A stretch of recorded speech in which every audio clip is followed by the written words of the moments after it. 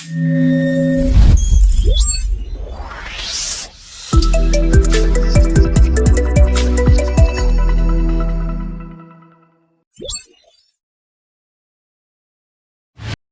ہم سائمن سینک کی کتاب آغاز کیوں سے کے خلاصے پر آپ کہہ سکتے ہیں گہری نظر ڈال رہے ہیں۔ بالکل۔ اس کا ایک بہت مشہور جملہ ہے، آپ نے بھی سنا ہوگا کہ لوگ یہ نہیں خریدتے ہیں کہ آپ کیا کرتے ہیں، وہ یہ خریدتے ہیں کہ آپ کیوں کرتے ہیں۔ تو آج ہماری کوشش یہی ہوگی کہ اس کتاب کے جو اہم ترین نکات ہیں ان کو ذرا سمجھیں، خاص طور پر یہ کہ تنظیمیں اور رہنما وہ صرف لوگوں کو وقتی طور پر آپ کہہ لیں ورگلانے کے بجائے انہیں صحیح معنوں میں تحریک کیسے دے سکتے ہیں اور دیر پا کامیابی کیسے حاصل کر سکتے ہیں۔ چلیں ذرا اس پر بات کرتے ہیں۔ جی بالکل، اور یہ کتاب واقعی ایک الگ زاویہ پیش کرتی ہے نا؟ زیادہ تر کمپنیاں کیا کرتی ہیں، وہ وقتی فائدے کے لیے، جیسے آپ نے کہا، قیمتیں کم کر دیں، کوئی پروموشن چلا دی، یہ چیزیں شاید ہاں تھوڑے وقت کے لیے کام کر بھی جائیں، لیکن ان سے وہ جو حقیقی وفاداری ہوتی ہے نا، وہ تعلق نہیں بن پاتا۔ صحیح۔ اچھا، اس کتاب میں ایک چیز جو مجھے بہت ہی دلچسپ لگی وہ ہے سنہری دائرے کا تصور، دی گولڈن سرکل۔ یہ کیا ہے؟ ہاں، یہ تو سمجھیں کہ کتاب کی بنیاد ہے، اس کی 3 آپ کہہ لیں پڑھتے ہیں۔ سب سے اندر مرکز میں ہے کیوں، وائی، یعنی آپ کا مقصد کیا ہے، آپ کی بنیادی وجہ کیا ہے، آپ کا یقین کیا ہے۔ ٹھیک۔ پھر اس کے باہر کا دائرہ ہے کیسے، ہاں، وہ خاص طریقے، وہ اصول جن پر چل کر آپ اپنے کیوں کو حقیقت بناتے ہیں۔ اچھا، اور سب سے باہر کا جو دائرہ ہے وہ ہے کیا، واٹ، یعنی وہ چیزیں، وہ مصنوعات یا خدمات جو آپ اصل میں بیچتے ہیں۔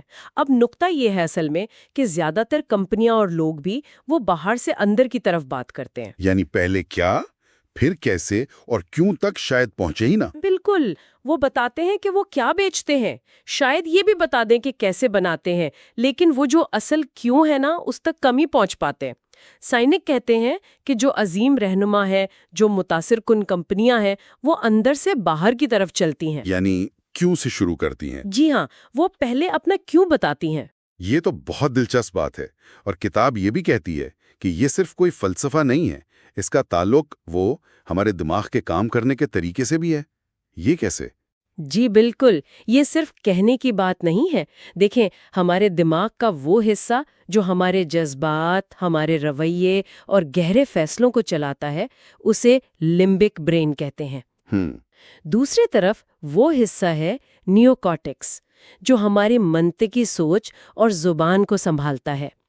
تو سائمن کا کہنا ہے کہ کیوں جو ہے نا، وہ سیدھا ہمارے لمبک برین سے جڑتا ہے۔ اچھا، ہاں، وہ جگہ جہاں سے بھروسہ اور وفاداری جیسے آپ کہہ لیں گہرے جذبات آتے ہیں، جبکہ کیا وہ زیادہ تر صرف منطقی حصے نیو کارٹیکس تک ہی پہنچ پاتا ہے۔ او، تو یہ بات ہے، مطلب کیوں پر توجہ دینا صرف ایک اچھا خیال نہیں، بلکہ یہ انسان کے اندرونی کیفیت اور فیصلہ سازی کے عمل کے عین مطابق ہے۔ بالکل، اسی لیے کیوں اتنا طاقتور ہے۔ تو پھر مؤثر قیادت کے لیے یا ایک کامیاب تنظیم کے لیے کیا چیزیں ضروری ہیں اس نظریے کے مطابق؟ سائما کے مطابق 3 چیزیں بہت اہم ہیں۔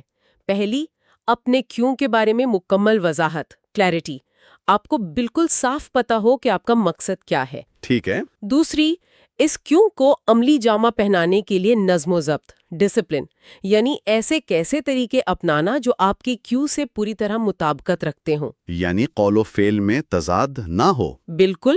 اور تیسری، آپ جو بھی کیا کرتے ہیں، یعنی آپ کی مصنوعات، آپ کی خدمات، آپ کا رویہ، اس میں مستقل مزاجی۔ جب یہ تینوں چیزیں ایک ساتھ ملتی ہیں، ایک لائن میں ہوتی ہیں، تبھی لوگوں میں وہ گہرا اعتماد پیدا ہوتا ہے۔ لیکن یہ جو تیسرا نقطہ ہے، مستقل مزاجی، یہ برقرار رکھنا تو مشکل ہو سکتا ہے، خاص طور پر جب کمپنیاں کامیاب ہو جاتی ہیں، بڑی ہو جاتی ہیں۔ کیا یہ ایک چیلنج نہیں بن جاتا؟ ہاں، یہ ایک بہت بڑا چیلنج ہے۔ کتاب اس پر تفصیل سے بات کرتی ہے کہ کامیابی کے ساتھ اکثر یہ ہوتا ہے کہ کمپنیاں اپنے اصل کیوں سے وہ دور ہو جاتی ہیں۔ اچھا، کیسے؟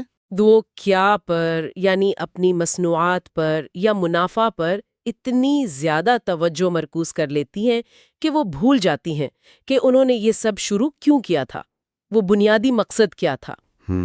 اور جب کیا اور کیوں کے درمیان آپ کہہ لیں فاصلہ بڑھ جاتا ہے تو تنظیم کے اندر ایک ٹوٹ پھوٹ سی پیدا ہونے لگتی ہے، ملازمین کا جوش و جذبہ کم ہو جاتا ہے، گاہکوں کی وفاداری بھی کمزور پڑنے لگتی ہے۔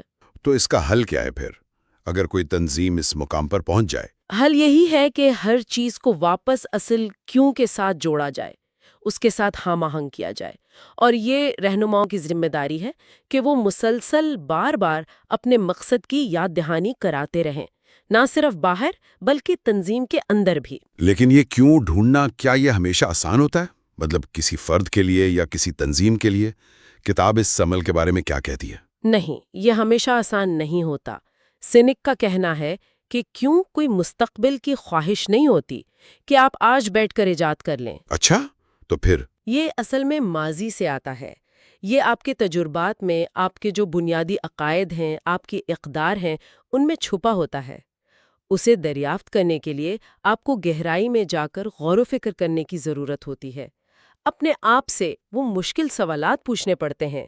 تو گویا خلاصہ یہ ہوا کہ اپنے کیوں کو سمجھنا اور اسے واضح طور پر بیان کرنا یہ صرف کوئی فلسفیانہ مشق نہیں ہے، بلکہ یہ تو دیر پا کامیابی، لوگوں کی وفاداری اور حقیقی تحریک پیدا کرنے کا ایک بہت ہی عملی اور طاقتور ذریعہ ہے۔ بالکل، یہ صرف کاروبار کے لیے نہیں، میرا خیال ہے یہ زندگی کے ہر پہلو کے لیے اہم ہے۔ یقیناً۔ اور ایک آخری نکتہ جو مجھے بہت دلچسپ لگا اور سوچنے پر مجبور کرتا ہے، سائنک کے مطابق اصل مقابلہ جو ہے نا، وہ دوسروں سے بہتر ہونے میں نہیں ہے۔ تو پھر کس میں؟ اصل مقابلہ اپنے بنیادی مقصد، اپنے کیوں پر قائم رہنے میں ہے۔